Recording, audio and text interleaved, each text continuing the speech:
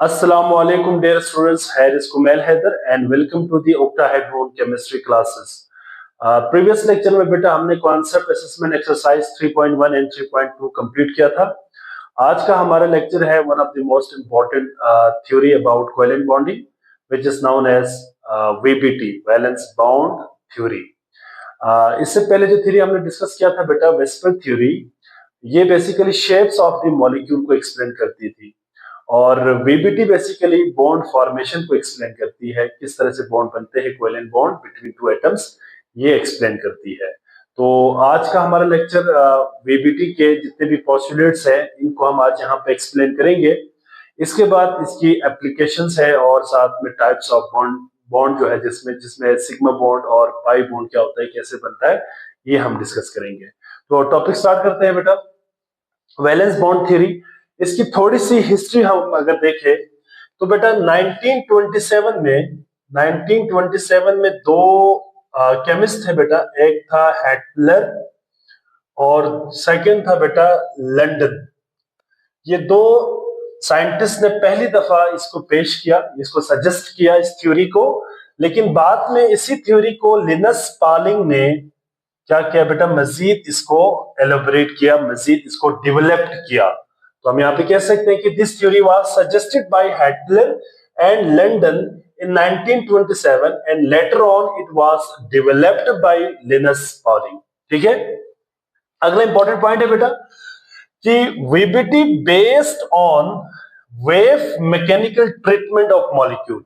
अच्छा, इसका मतलब क्या है वेव मैकेनिकल ट्रीटमेंट का? ये बेसिकली क्वांटम मैकेनिक्स से रिलेटेड है। हम यहाँ पे ना इलेक्ट्रॉन को वेव लाइक मोशन के हिसाब से ट्रीट करेंगे और इसके हम ऑर्बिटल्स बनाएंगे और ऑर्बिटल के बेस पे हम बेसिकली बॉन्ड फॉर्मेशन को यहाँ पे एक्सप्लेन करेंगे। तो ये बेसिकली वेव मैकेनिकल ट्रीटमेंट का मतलब होता है, क्वांटम मैकेनिक्स के एस्पेक्ट से हम इसको एक्सप्लेन करेंगे। ठीक है, इसके बाद इसमें बेसिक आइडिया आता है बेटा, ये शॉर्ट क्वेश्चन में अलग से भी आ सकता है, बेसिक आइडिया अबाउट वीबीटी। ठीक है, बेसिक आइडिया क्या है वीबीटी का? half filled valence orbital of combining atoms overlap to form a covalent bond। ये बेसिक आइडिया है। क्या कहता है बेटा, जब भी दो एटम आपस में कोवेलेंट बॉन्ड बनाएंगे तो दोनों एटम के हाफ फिल्ड एटॉमिक ऑर्बिटल एक दूसरे के साथ ओवरलैपिंग करेंगे। यहाँ पे ओवरलैपिंग होगा दो हाफ फिल्ड एटॉमिक ऑर्बिटल। यहाँ पे हाफ फिल्ड एटॉमिक ऑर्बिटल का क्या मतलब है? देखें, हमें एक चीज का पता है कि जो ऑर्बिटल्स होता है या जो सब शेल्स होता है उनमें मैक्सिमम 2 इलेक्ट्रॉन्स आ सकता है एक डीजेनरेट ऑर्बिटल के अंदर। ठीक है, अगर हम सब ऑर्बिटल की बात करते हैं, ऑर्बिट देखिए, एक होता है ऑर्बिट, एक होता है ऑर्बिटल, एक होता है सब ऑर्बिटल या डीजेनरेट ऑर्बिटल्स कहते हैं। तो जो सब ऑर्बिटल्स होते हैं, ऑर्बिटल्स के अंदर सब ऑर्बिटल्स होते हैं, इनकी ओरिएंटेशंस 3 डायमेंशनली अलग अलग होते हैं in the presence of magnetic field, otherwise ये ऑर्बिटल ही होता है। तो एक मिसाल के तौर पी ऑर्बिटल के 3 सब ऑर्बिटल्स होते हैं, जैसे कि px, py, pz। तो जो px है, py है, pz इंडिविजुअली अगर आप देखें तो ऑर्बिटल के अंदर मैक्सिमम 2 इलेक्ट्रॉन की कैपेसिटी होती है। अगर उसमें से एक इलेक्ट्रॉन अगर हो ना बेटा, उसको हम हाफ फील्ड कहते हैं।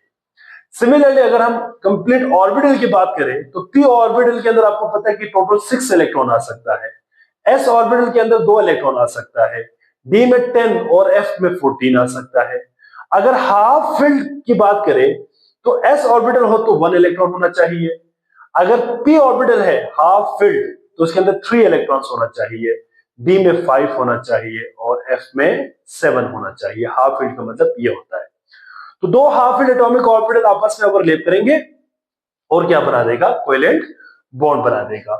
यहां पे अगला पॉइंट यहां पे कह रहे हैं कि overlapping means 2 orbital share some common regions. ठीक है, दो ऑर्बिटल आपस में कॉमन जो है रीजन को क्या करेंगे? शेयर करेंगे। इसको बेसिकली हम क्या कहते हैं? ओवरलैप कहते हैं या ओवरलैपिंग एरिया। ठीक है, जैसे कि ये आपके पास एक ऑर्बिटल है, S orbital, spherical in shape, और सपोज करते हैं कि this is the another S orbital having spherical shape. अब ये दोनों ऑर्बिटल अगर आपस में ओवरलैपिंग कर रहा है तो ये दोनों, ये ऑर्बिटल और ये ऑर्बिटल, ये दोनों ऑर्बिटल क्या कर रहे हैं? कुछ कॉमन रीजन्स को आपस में शेयर कर रहा है। इस रीजन को क्या कहते हैं बेटा? Overlapped area. इसको हम ओवरलैप्ड एरिया कहते हैं। ठीक है, तो ये आपने पॉइंट याद रखनी है, basic idea about the VPT. अब बात करते हैं बेटा पॉस्टुलेट्स की। टोटल यहाँ पे हम 8 पॉस्टुलेट्स को एक्सप्लेन करेंगे वन बाय वन। यहाँ पे पॉस्टुलेट्स मैंने ऑलरेडी यहाँ पे लिख के रखा है ताकि हमारा टाइम इस पे ज्यादा वेस्ट ना हो। बाकी एक्सप्लेनेशन मैं साथ साथ आपको करूंगा बेटा। पॉस्टुलेट, पहला पॉस्टुलेट यहाँ पे फर्स्ट वन इज, अच्छा जी, पहला पॉस्टुलेट है इसमें, a bond between two atoms is formed by the overlapping of half-filled orbitals of two atoms. देखिए हाफ फिल्ड एटॉमिक ऑर्बिटल्स का क्या मतलब होता है? For example we have this orbital, ठीक है। अब इस ऑर्बिटल के अंदर मैक्सिमम 2 इलेक्ट्रॉन की कैपेसिटी होती है, ये देखिए 2। इसको हम कहेंगे कंप्लीटली फिल्ड ऑर्बिटल। क्या कहेंगे इसको? इसको हम कहेंगे कंप्लीटली फिल्ड। लेकिन अगर इसमें से एक इलेक्ट्रॉन निकल जाए, ठीक है, एक इलेक्ट्रॉन यहां पे निकल जाए, अब हमारे पास क्या बचेगा बेटा? एक ऑर्बिटल, एक इलेक्ट्रॉन, ठीक है। इस सिंगल इलेक्ट्रॉन को हम अब क्या कहेंगे? यहां पे हाफ फिल्ड कहेंगे। तो यहां पे आपने एक चीज जहन में रखनी है कि हाफ फिल्ड एटॉमिक ऑर्बिटल ही होना चाहिए, किसके लिए? ओवरलैपिंग के लिए और बॉन्डिंग के लिए। तो पहला पोस्टुलेट क्या है बेटा? 2 एटम्स के दरमियान जो एटॉमिक ऑर्बिटल्स की ओवरलैपिंग होंगे बेटा, वो एटॉमिक ऑर्बिटल्स क्या होना चाहिए? हाफ फिल्ड होना चाहिए। सेकेंड पॉइंट है, the two overlapping orbital retains their identity. जो भी 2 एटॉमिक ऑर्बिटल आपस में ओवरलैपिंग कर रहा है, उनकी आइडेंटिटी रिटेन रहती है, जैसे है वैसे रहेगा। मिसाल के तौर पर px और px आपस में ओवरलैपिंग कर रहा है, तो वो px ही रहेगा, ठीक है। उसकी शेप चेंज नहीं होगी, वो डंबल शेप है तो वो डंबल शेप ही रहेगा, ठीक है। तो इसका मतलब ये है। थर्ड पोस्टुलेट है बेटा, both overlapping atomic orbital contribute 1 electron each. मिसाल के तौर पर ये हमारे पास एक ऑर्बिटल है, ठीक है, डंबल शेप, और ये दूसरा डंबल शेप है, सेकंड डंबल शेप है। ये दोनों आपस में फॉर एग्जांपल ओवरलैपिंग कर रहा है, ठीक है। तो दोनों ऑर्बिटल से, मतलब एक इलेक्ट्रॉन इस ऑर्बिटल से आएगा, एक इलेक्ट्रॉन इस ऑर्बिटल से आएगा। तो यहां पे बेसिकली एक एक इलेक्ट्रॉन कंट्रीब्यूट करेगा शेयरिंग, बेसिकली कोवेलेंट बॉन्ड है, sharing of electron, mutual sharing of electron. तो दोनों एटम या दोनों ऑर्बिटल एक एक इलेक्ट्रॉन को बॉन्डिंग में पार्टिसिपेट करेगा, ओवरलैपिंग में पार्टिसिपेट करेगा। नंबर 4 पोस्टुलेट है बेटा, नंबर 4 है, द टू ओवरलैपिंग और atomic orbital must have electrons of opposite spin. मतलब जाहिरी बात है बेटा कि अगर एक इलेक्ट्रॉन क्लॉकवाइज स्पिन कर रही है तो दूसरा ऑब्वियसली एंटी क्लॉकवाइज स्पिन करेगा। ओवरलैपिंग के बाद दोनों इलेक्ट्रॉन जब एक ही रीजन के अंदर लाई करेगी तो वहां पे क्या होगा बेटा? दोनों इलेक्ट्रॉन की स्पिन अपोजिट होगा। इलेक्ट्रॉन की स्पिन अगर सेम हो जाए तो रिपल्शन हो जाएगी, ठीक है। जब दोनों का स्पिन अपोजिट हो जाएगा तो एक दूसरे के मैग्नेटिक मोमेंट को कैंसिल आउट कर लेता है, एक दूसरे के मैग्नेटिक फील्ड को कैंसिल आउट कर लेता है और नेट मैग्नेटिक मोमेंट 0 होता है, ठीक है। तो ये पॉइंट आपने याद रखनी है, ठीक है। इसके बाद पोस्टुलेट नंबर 5। पोस्टुलेट नंबर 5 क्या कहता है बेटा? The number of bond formed by an atom is equal to the number of unpaired electron present in the valence shell of an atom। मिसाल के तौर पर अगर एक एटम के पास एक अनपेयर्ड इलेक्ट्रॉन है, ठीक है, तो ये एक बॉन्ड बनाएगा। अगर इसके पास 2 अनपेयर्ड इलेक्ट्रॉन है तो वो क्या करेगा? 2 बॉन्ड बनाएगा। अगर वो 3 अनपेयर्ड इलेक्ट्रॉन रखता है तो वो 3 बॉन्ड बनाएगा।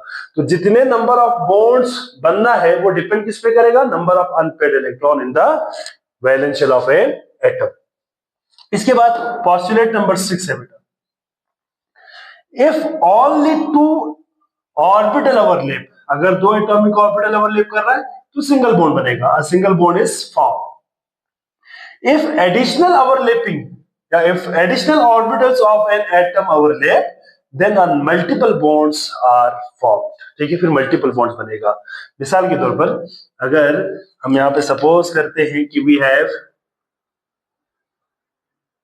we have this overlapping, यहाँ पे देखिए यहाँ पे दो ऑर्बिटल्स आपस में क्या कर रहे हैं, ओवरलैपिंग कर रहे हैं। ठीक है, दो एटॉमिक ऑर्बिटल ओवरलैपिंग करेंगे तो क्या बनेगा बॉन्ड, यहाँ पे सिंगल बॉन्ड बनेगा।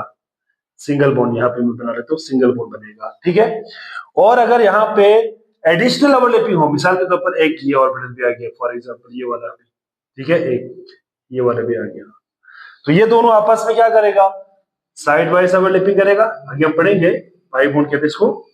ये आपस में क्या करेंगे, ओवरलैपिंग करेगा। As a result you will get a multiple bond, multiple bond बनेगा। ठीक है, डबल बॉन्ड बनेगा। इसका मतलब ये है।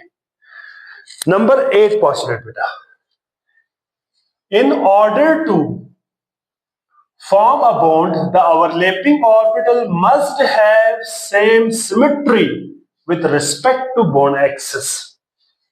अच्छा, यहां पे पहले मैं आपको बताता हूं बॉन्ड एक्सिस क्या होता है। देखिए बॉन्ड एक्सिस क्या होता है बेटा, ये फॉर एग्जांपल दो बॉन्डेड एटम की न्यूक्लियाई है।